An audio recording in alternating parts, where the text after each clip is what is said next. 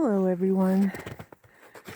Today is Wednesday, March 25th, 2026. And the snow is still here. Yeah, so yesterday I published a Substack article titled "What's the Point?" And it's something that I've been working on for a few weeks. And it was just it was overwhelming because it was so long. And then I realized that there's actually 2 articles here. So I finally was able to distill it down to under 2,000 words. Even that's kind of a lot, but whatever. So you can find that on Substack. I can put the link in the paragraph below this video. And yeah, I know a lot of us are feeling like, what are we doing?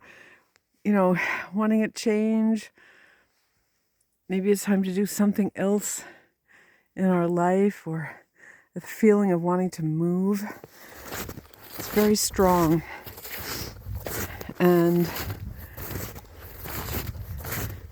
I took my website down. Probably mentioned that in my last video.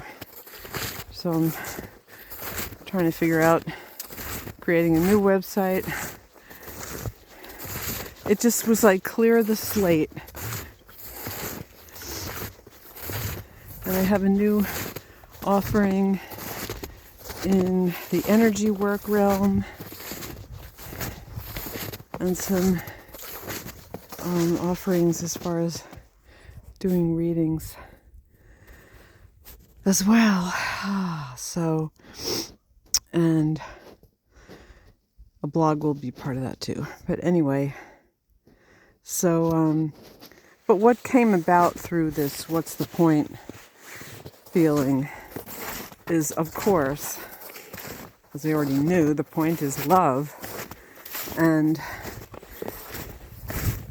these feelings began when the man in the House of White started a war.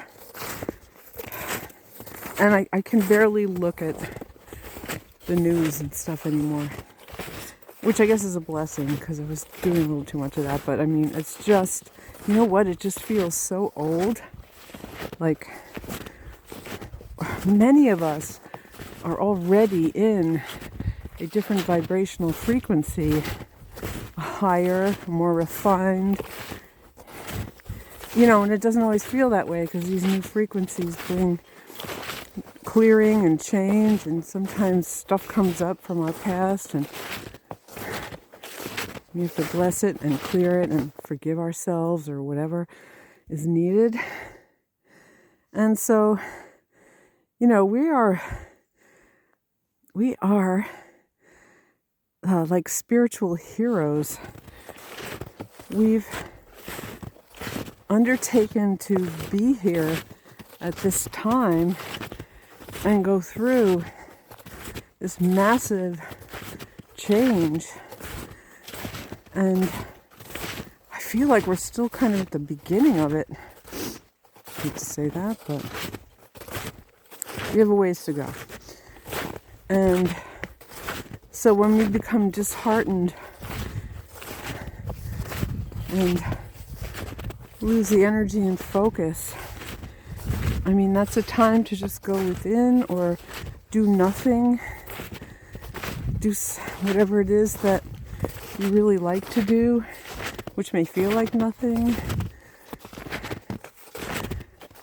And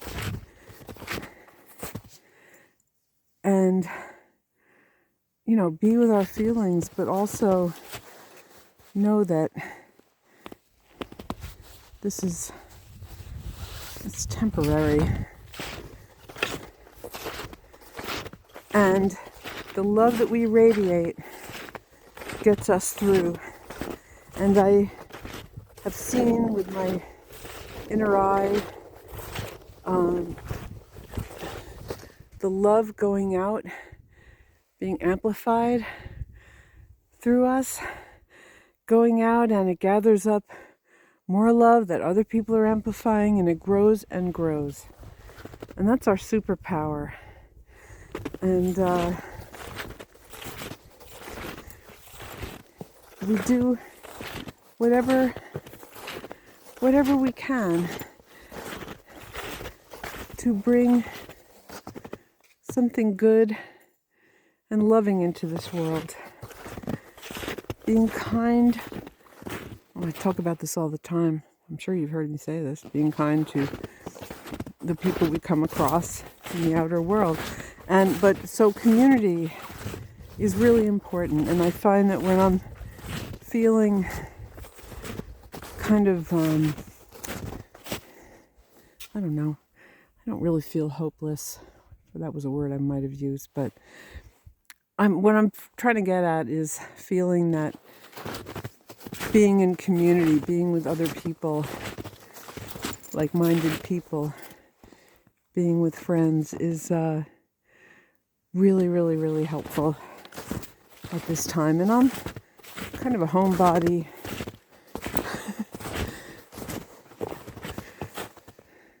So for me to say that, it's just something that I'm really valuing, and I think we have to take care of ourselves and one another, because governments certainly are not doing that. And you see it in all governments all over the world. They're taking care of themselves. Why is there never enough money for social services, but plenty of money for war?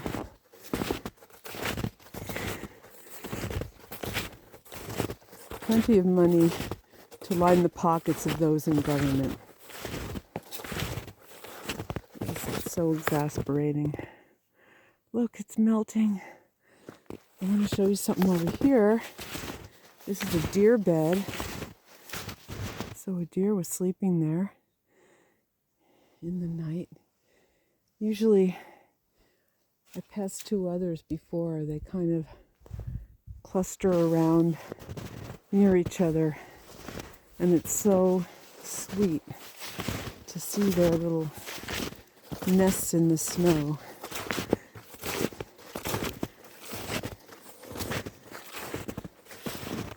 Yeah, so power to the people. That's what's up for us. And so there's a big gathering, the No Kings March, coming up this weekend on March 28th, all over America, and there will be similar gatherings popping up all over the world, like there is every time there's a No Kings March, because people all over the world are feeling very disillusioned with their governments. So there's something beautiful rising up, and I want people to envision domes of golden light or golden rose light around all these gatherings for amplification, the amplification of love, and also for the love that protects us in such situations. Because it's an opportunity. It's an interesting branch there. For people to be playful, dress up in costumes, play music, dance, sing. That's what I see happening. And generating that feeling of togetherness and mirth. And there are people out there saying, oh, these marches don't do anything, and that's just simply not true. These marches are creating a beautiful energy, amplifying love and bringing people together. And this is our future, which is going to look very different from the way it has. And, for some of us, it's kind of hard to let go of, like, the mythologies that we were taught about our countries. I'm thinking, because I'm American, the American ideal was never quite lived up to. Although there are some people who have embodied it, but, it's a time of reckoning for America. And those ideals that were set out can still be a possibility, only with a little more inclusion than how things were set up in the beginning. So anyway, I'm talking about power to the people and the importance of love and happiness and creativity and laughter and the word mirth. I often use that word. I mean, just vibrate with mirth for a bit, because it's kind of, to me, there's a sense of ridiculous playfulness. It's one of my favorite words.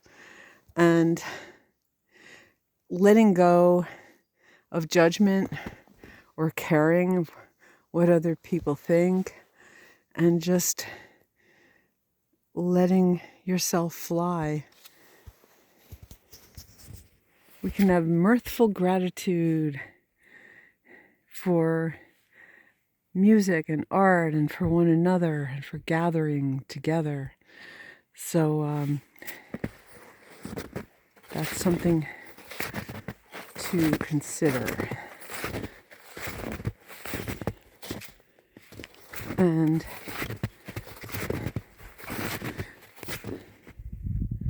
I have a little sad news happening in my own little life here, is that our dog Dave, who's over there sniffing something, he has some tumors growing that are not operable, and they're getting bigger and bigger. We just went to the vet yesterday, and I don't know, maybe he has 3 months, maybe he has 6 months. As it is, one of the tumors has opened up and it's never going to heal. So in the house, he has to wear the cone. Although I'm trying to find some kind of alternative. We have a donut thing, but it's not big enough. He can still reach the sore to lick it. And we don't want him to keep doing that. So, but for now, he's, other than not being happy about the cone, he's just himself, walking outside, eating deer poo, and running and eating and pooping and all the stuff that and sleeping, which is all the things that he loves to do. So, but we're living with this impending loss, and that's just that. It's what it is. But that's what we sign on for when we bring these animals into our lives.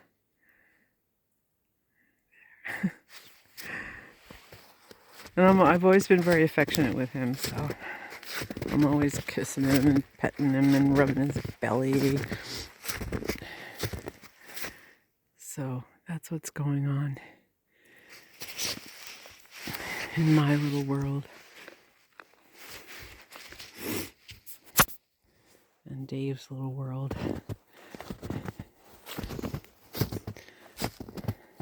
The vet we saw yesterday was so compassionate. I thought he was going to cry. And he's probably semi-retired. because at our vet's office there's some main vets, but there's usually other people that work a day or two a week or a month, and we had never met this guy before, but I felt that he was very experienced, and he was just so sweet, so kind. And that kind of stuff is so important, isn't it? Look, there it is again, the kindness. So life goes on, change happens. And I wish you all so much love. And if you can, just click on the like button before you navigate away from my page, just to boost it a little bit. Really appreciate that. Much love to you all. Bye for now.